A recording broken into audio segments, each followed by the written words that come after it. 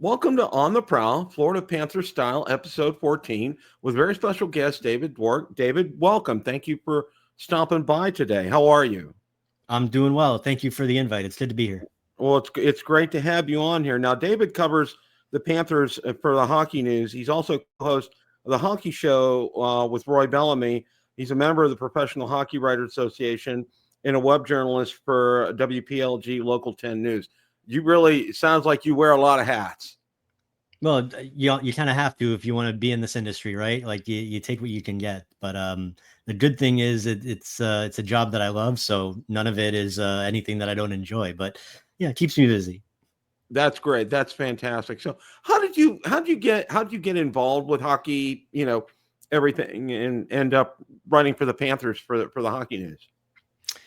Well, I got involved with hockey. Just I grew up playing hockey here in South Florida, and also grew up like in the doing broadcasting in middle school and high school and stuff. So as I kind of became an adult, and I realized that playing hockey for a living wasn't really going to be a realistic option. I kind of went back to my scholastic roots and what I was really enjoyed, and it was the broadcasting journalistic realm, and pursued that as an adult. And gradually, after working in radio for a very long time, I started as an intern and worked my way up to be a producer and a host. I've been writing for the last decade for a couple different news stations here in South Florida, and that kind of brought me into covering the Panthers, which I've been doing for a while, if you count my radio years. But in terms of like the daily writing and all that stuff, just for the last few seasons. But it's been pretty spectacular because I've been following the team since they became a team, since I was a kid here in South Florida. So being able to cover them now and be around it and kind of do a lot of the things that I would have thought were crazy and cool when I was younger, it's something that it doesn't escape me. And it's something that I certainly remind myself to appreciate on a regular basis. Well, it's great, and very few of us get to actually live our dream, and it sounds like you've done that, which I think is absolutely fantastic, and I absolutely love that. Today's podcast, I've called it Florida Panthers Style, and it's something that not too many teams have, and we're going to get to that in a moment. But last night they beat the Jets, and and I'm telling my wife, I'm like, you're not going to believe this. It's just like polar opposite. Now, we went to the game Thursday. It was our first game of the year. We have partial season tickets, and we get down there once a month to go to games. I said, from the drop of the puck last night, it was like they were a totally different team. What are your thoughts about last night's game?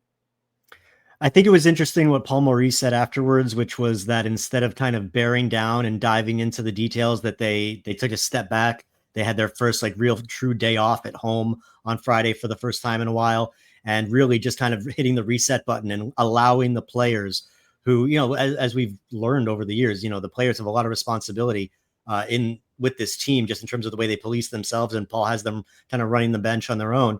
The players took it upon themselves after those two games against the Devils, and they took their day off and they said, you know what, we really need to get back to, doing what we do, our identity as a team. And that's, physical play, 5-man defending, very fast, very fluid. And we saw them get back to that on Saturday against the Jets. And honestly, it kind of reminded me of last year's Stanley Cup final, when for, a good chunk of that, they looked anything but the team that had run all the way to the final and the team that we'd seen for much of the last year and a half. And then for game 7, for whatever it took, they snapped right back into it, and they looked like themselves right off the jump in that game, as they did against Winnipeg on Saturday. So it's good that this team has that capability. We know that they can play that style. If they ever fall off or they're not quite there, it's not that hard for them, apparently, to snap back into place. And obviously that's something that's going to be really crucial and important for them as they try to go on another run. One of the things I could tell Thursday night from the start, they were off. It just wasn't clicking on Thursday night. And the more as time progressed during that first period, the more it went on. I in my gut, I just had this bad feeling. They weren't going after loose pucks. They weren't forechecking. And Bob, when he's on his game, he's on. But when he's off, he's off. And it was just like everything wasn't clicking that night. And then I think one of the frustrating things was, and I noticed this several times, and I wanted to kind of ask you about this as well, is every time the Panthers, it seemed like for at least maybe twice, when the Panthers got a power play, it it's like at least 10 seconds later, all of a sudden they're getting called for a penalty. And one of my questions for you is this. I think one of the things that frustrates me a lot as a fan and also doing podcasts and covering the Panthers and hockey in general is the inconsistency with how penalties are called. From one night, this will be a slash. The next night, it's not a slash. I mean, it's just so terribly inconsistent. What are your thoughts about that, David? Well, it's tough to have any kind of a level of consistency because it's very obviously subjective to each man, and every referee is going to be a little bit different. What gets to me is more when they call a certain way for 40 minutes and then the game shifts a little bit and suddenly what wasn't a penalty in the second period is a penalty in the third, or vice versa. You alluded to, or you mentioned earlier in my podcast with Roy this past week where we kind of got into it a little bit, the whole embellishment thing and the frustration behind that and the inconsistency in that, as you saw in the two Devils games where, the one call on Kachuk that was, eyebrow raising to say the least. And then you had the non-call when Mikkola, hit Hughes, and Hughes, he's throwing his head back like he just got shot. It's frustrating, but at the end of the day, if it's in the rule book, the official's going to call it. And we, just like in baseball, as frustrating as we can get with the strike zone, especially now when it's like they show you right there what is and isn't a strike. They don't even have that in hockey. It's still subjective to what we think. But at the end of the day, it's very frustrating. It always just kind of takes me back to something that one of my first junior coaches told me, 20 some odd years ago. I remember it vividly. I remember coming into the locker room after a period and the whole team was fuming at the officials. And our coach just came in and he's like, "You're never going to meet a bleeping ref that you like in your life. So stop bitching about him and move on." And, I'm paraphrasing a little bit, but however he said it, it just always stuck with me in terms of referees. Paul has a great style of coaching. I mean, I've been following him for years. That I think one of the things that frustrates him so much is when he knows when the team is just playing well, like they did last night against the Jets, and everything's firing, and then coming into the next game, and then all of a sudden, they kind of lay another egg. I think that has to be terribly frustrating as a head coach. What are your thoughts about that? Yeah, I mean, obviously, as a coach, what you're trying to do is to get your team to play, a certain way at a certain level, night in and night out. That's, obviously impossible. It's not going to happen. But you shoot for that, and as a coach, when you don't get that to a level to where it's, one night you're seeing one thing and one night you're seeing another, it can get very frustrating.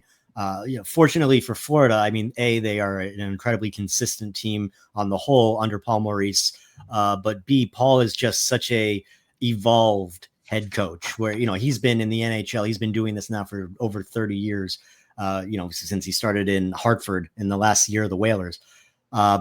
He'll tell you he's much different now than he was back then. And as it should be, if you don't go through a job for 30 years, learning and improving and trying to get better, what are you doing?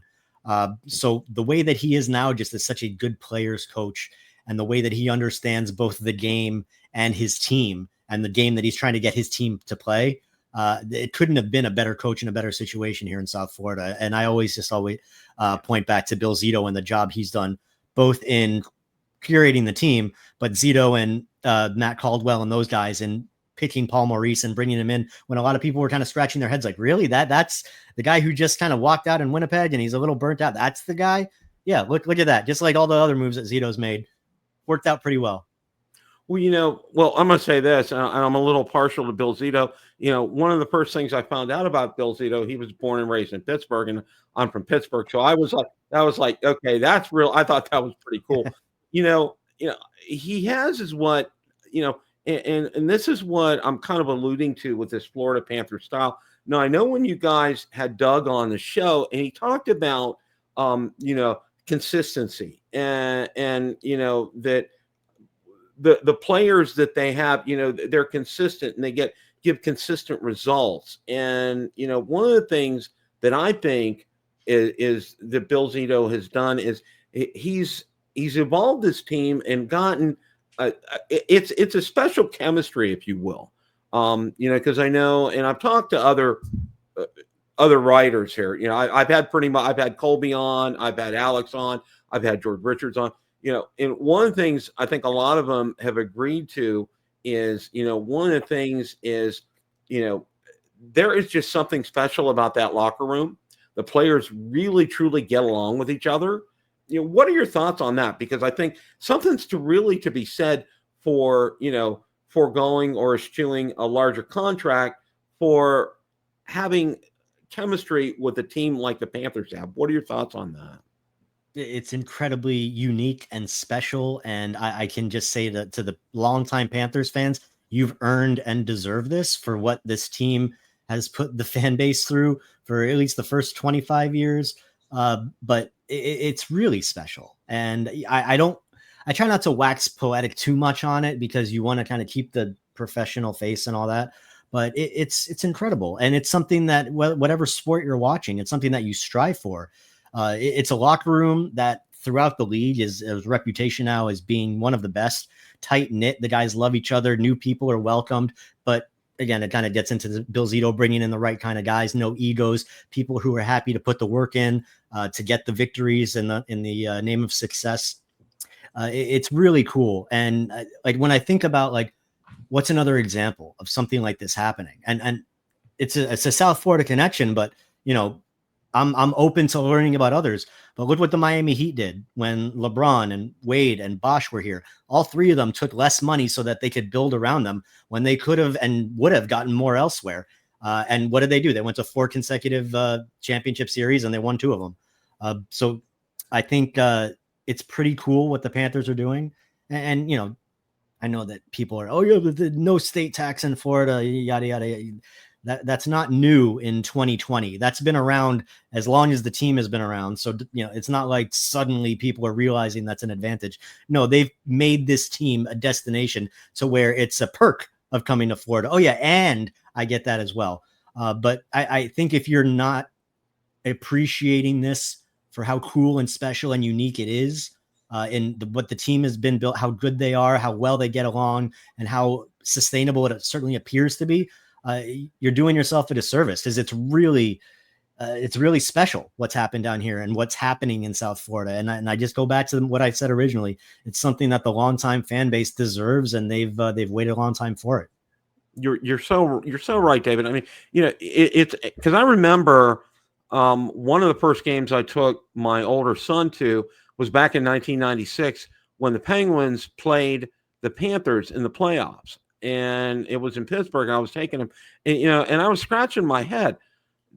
The Panthers in the playoffs, didn't they just start the team a couple of years ago? I was like, and trying to scramble to find out information about them because, it's like the internet wasn't the internet back then. And you really had to dig through newspaper articles and find out who was who and who was running things then. And, they've really evolved. And, you got to give ownership a lot of credit.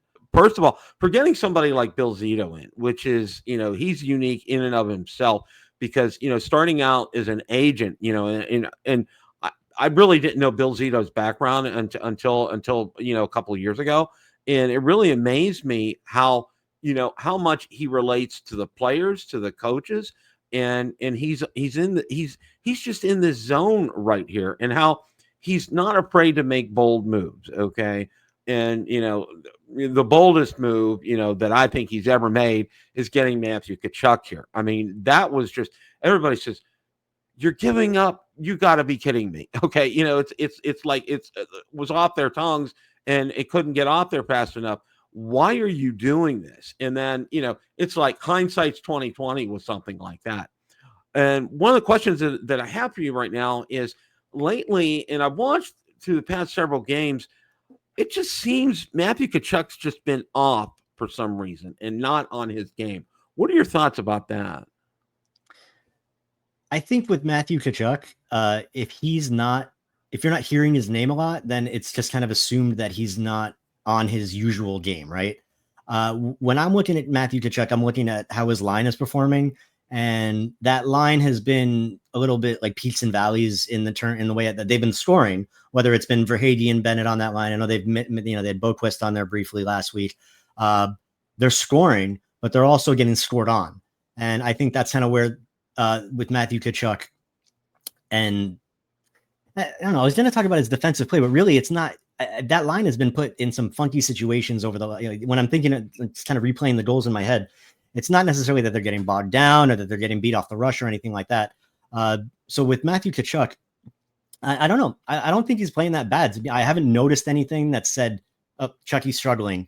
I'm pretty sure he's been finding the score sheet. I think he went like 2 games without scoring a point, and then he got on there against Winnipeg. I don't know. Like, I'll kind of answer your question with a question. Like, what are you looking for out of Matthew Tkachuk to say that he's like on his game in terms of beyond just the score sheet, I guess? Right. Yeah, that's a real good question. And I think, one of the things that I see when he's really engaged in a game, he's very physical, okay? And he's not shy, especially around the net. And he usually gets in goaltenders' faces quite a bit. Oh yeah. And really Nobody's better at pissing off goalies than Chucky. Oh yeah, he does. He's a grade A on that. And I would say probably the past couple of games I really didn't see that. I'm not saying not the games, but the games against the Devils, I really didn't see a lot of that from him. But I'll go back to like the games that they played over in Finland. He was agitating the Stars goalies. I mean, you could tell that to me, that's a bellwether for him when he's there and he's agitating their goalies. When you see him on that, I think that's one of the things that indicates to me, regardless of score sheet or not, that he's involved in part of the game. And the games against the Devils, I really didn't see that from him because it's like going to our first game and and watching things in person. I was keeping a keen eye because we were down where the Panthers would shoot twice, and I really didn't see that from him. As we advance in last night's game, I saw him get a little bit more engaged. I saw him, getting in players' faces and things like that. So that's kind of a good thing in my book. Yeah, I would imagine when he's at his best, at least in terms of what I think, you and I and a lot of people see when he's at his best, which is beyond just scoring, as you were just talking about, which is doing a lot of the intangibles that, why he's who he is and why he's such a valuable player. I think some of those things we haven't noticed them in the last few games. I guess, how much does that reflect on wins and losses in terms of specifically with Matthew Tkachuk? And it's like, as I kind of pose the question to myself right now, it's an interesting one, only because, as I kind of just said, there's so much value that he brings that has nothing to do with putting the puck in the net. It's getting under opponent's skin. It's the two-way game. It's that playoff style. It's physicality. And yeah, we haven't noticed it that much.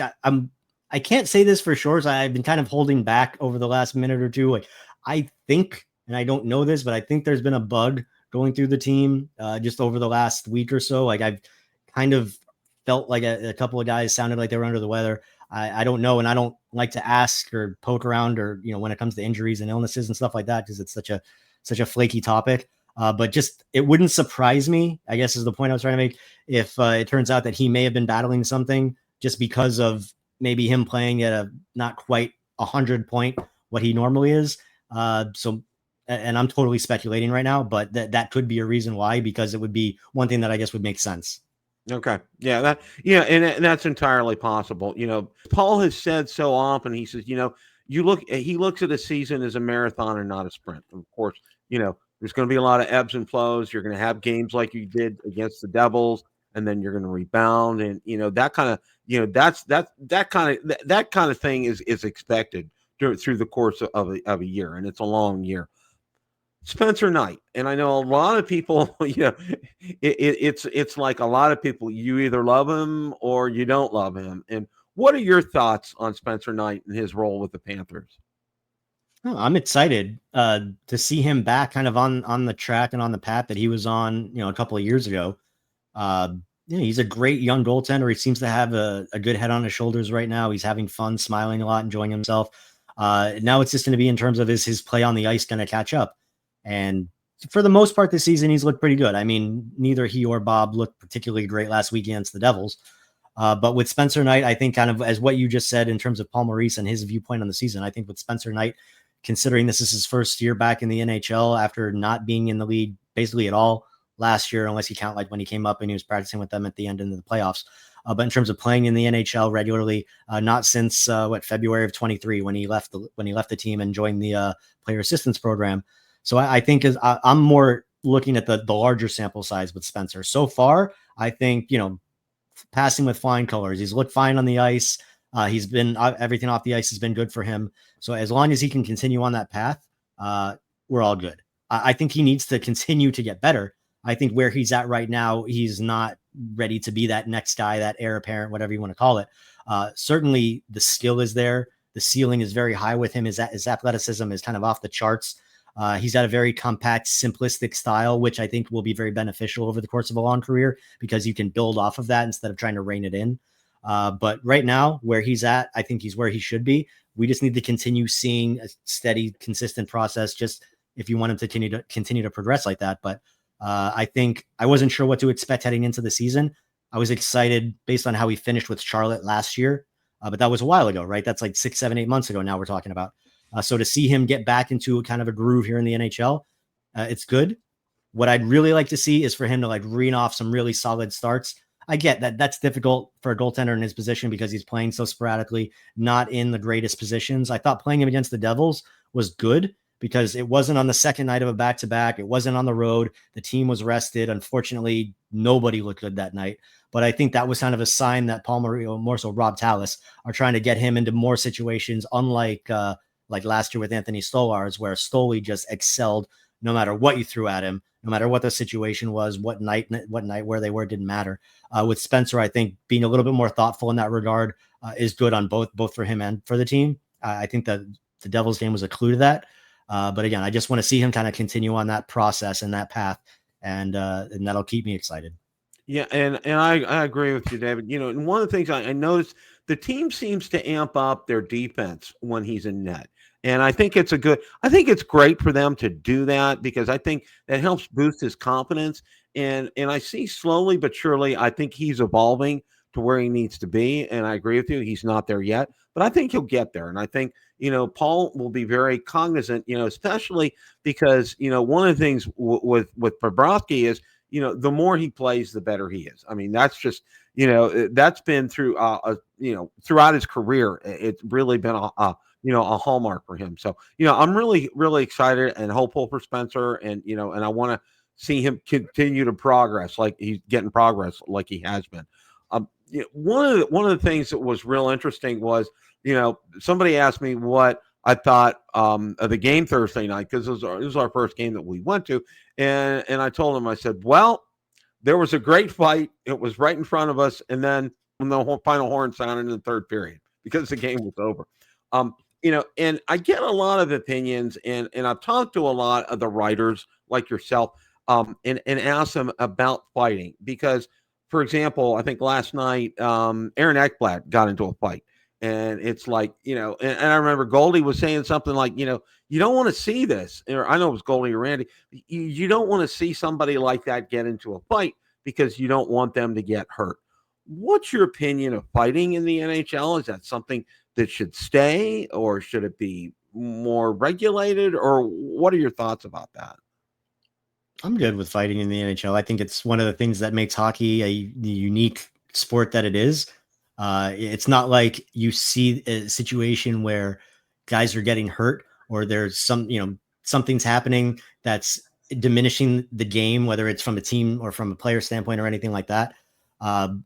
What I do have a problem with lately is what leads to fighting. I think it's becoming a little too common just in terms of like a big hit and suddenly you got to drop the gloves, or these things that are more common in the game are leading to the fights, which I think could send you down a bit of a slippery slope in terms of if the fighting starts going up and up and up when it really shouldn't. And then it kind of ties you back into what, whether it was Goldie or Randy talking about a guy like Ekblad fighting.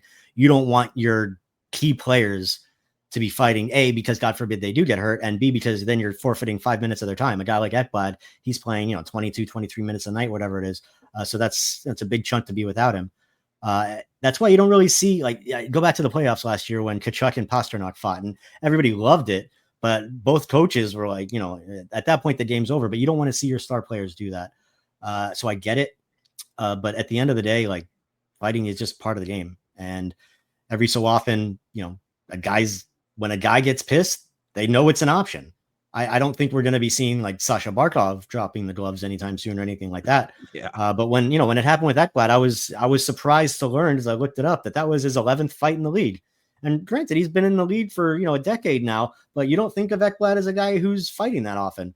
So to hear that he's been fighting once or twice a season, okay, cool. It was his first fight since like I think 2022. But again, in hockey, it's part of what makes the game cool. Is it's very physical. It's very not personal, but in terms of personal space. So to have that option to release that aggression, yeah, I'm cool with it. And side note, goalie fights are awesome. Oh yeah, but I agree with you as far as fighting is concerned. I think I think it's a part of the game. I enjoy it when it's as long as and as long as it doesn't get out of hand. When it gets out of hand, that's when officials step in, and usually they do. One of my other questions is, and I know a lot of people have talked about it, that the NHL playoff format needs to be revised because it's just not right. What are your thoughts about that, David? I'm one of them. I miss the whole 1-8, 2-7 matchup that I grew up with. I don't really. What I don't like about the current format is that you're kind of playing the same teams every year, and I don't know. Like part of the thing that's cool about the playoffs is that you get to have these super intense, crazy series with teams that you're not traditionally rivals with, and the playoffs kind of can manufacture those rivalries. I mean, obviously Tampa and Florida, right? They played against each other their whole existences for both teams. They've been butting heads. They didn't really become true rivals until they started playing against each other in the playoffs, and that's when things really kicked up a notch. So I'd like to see that kind of get back to an expanded thing. I also just think parity wise, it'll make for a better playoff, but the league seems pretty intent on keeping things the way they are. They like, for travel reasons, and they've got their reasons why they want to keep it the way it is. But I do miss that whole 1-8, 2-7, 3-6, 4-5 matchup. I thought that was pretty neat. I think we weren't complaining about anything back then, and now we're not really too crazy about this. So I wouldn't mind seeing it go back. I agree with you 100% because it's like, oh, okay, guess who we're playing again? And as far as the season is concerned, I know a lot of people say, my gosh, look how long it was. It was June 24th, the Panthers win the cup.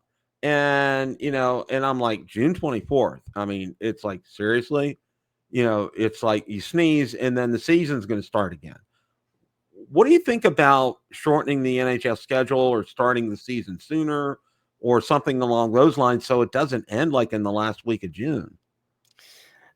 I'm for shortening the preseason and starting the regular season earlier. If that would be a solution, I think maybe it's the easiest one that people would get behind, just because, I mean, the NHL preseason is kind of a joke because the majority of the games, you're not seeing any actual NHL players play.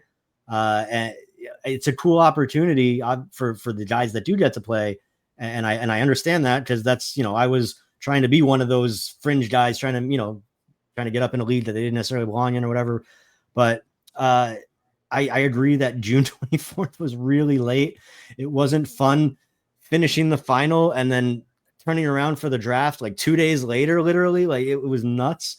So maybe that'll be a solution that they look at. I don't know. I know like in the NFL, they clipped off a preseason game and they could probably do it taking off one more. It's just something that I feel like was one of the more traditional things about sports that kind of came with the league. Preseason games, exhibition games, whatever, warm-up games. But nowadays, like the way that teams manage them and try to keep their players sheltered, they're becoming less and less, that more and more pointless, I guess. And so maybe that's a solution that they would think about. But I agree that June 24th, mid to late June, is way too late. So whether you're shortening it by 10 games, which I don't really want to shorten the season, I'd rather just start it earlier. But we'll see if that's something they look into. But as we all know, changes don't come easy with these leagues. Yeah, and I agree with you. It's one of these things, and I kind of understand where things are because of expansion and things like that, and I get it, and I understand it as well, and I agree. I think starting the season, a few weeks earlier, I think will eliminate, a June 24th Stanley Cup celebration. I mean, Yeah. really, I mean, unfortunately, it won't cut the off season because you start earlier, you end earlier, so it's not really helping the players that much. But if they at least want to change, like shift a little bit in terms of the way the calendar is, which I think maybe having a longer summer might help. But yeah, it's one of those things where it's going to be really hard to come up with a solution that everybody's cool with and that works for everybody. But yeah, and it's like everybody. It's like, well, yeah, that's what it is, and that's the way it's going to be. And you got to get the Players Association on board with things, and it's a constant nightmare. It's like being a commissioner of a league, especially Gary Bettman. Love him or hate him. I mean, he has a difficult job. I mean, I do not envy him. He has to keep owners happy. He has to keep players happy. He wants to keep fans happy. I mean, he's a guy. No thanks. I mean, it's just not there. I guess the last question that I'm going to ask is this tonight. Do you think the Panthers can get into a favorable position again to make another playoff run for this season? Yeah, there's no reason why they wouldn't. Arguably a little bit more complete, deeper roster than they had a year ago. If you want to go there, just in terms of the forward depth that they have, a guy like Uvis Balinskis emerging. So you could, as long as they stay healthy, there's no reason to think otherwise. Like obviously Sergei Bobrovsky has proven over the last few years that he is at a level that he can absolutely handle a playoff run. And, as you mentioned earlier, he wants to work more. He thrives under that situation. So you don't have to really be concerned about the goaltending. And Paul Maurice, I think, is kind of the key there. He knows how to manage a team, as we've seen over the last 2.5 years. He's managed them very well to get them to a certain point and to have them. The way that the Panthers play, you talked about it earlier, the style, it's very difficult and it's something that they've mastered. But teams, they come in here and they're like, God, they worked so hard night in and night out. And Paul Maurice talks about wanting to get to a certain emotional level for every game that's very hard to get to. And if anybody's going to be able to manage it, it's him. So I think being that they're a pretty solid team right now in the regular season, they're setting themselves up to where it looks like they're going to be a playoff team. Obviously, right now they're pretty comfortable in that situation. But so as long as they can maintain, I think between the depth and the talent on the roster and the guy behind the bench, no reason why this team can't be a sustainable playoff team, not just this year, but for years to come, and be a force. It's a little strange to say because we're still talking about the Panthers, and yeah, they've won a Stanley Cup. It's crazy. It's still the Panthers. So it's like, yeah, they're going to be good for a while. Really? Yes, they're going to be good for a while. As long as they stay healthy and that they don't get any, crazy bad luck, this team is pretty set. So I think right now, and Paul Maurice said when he signed his contract, he's like, yeah, I didn't look at the number. Didn't like, you want to keep me? You want to keep paying me to do this? Cool. I'm in.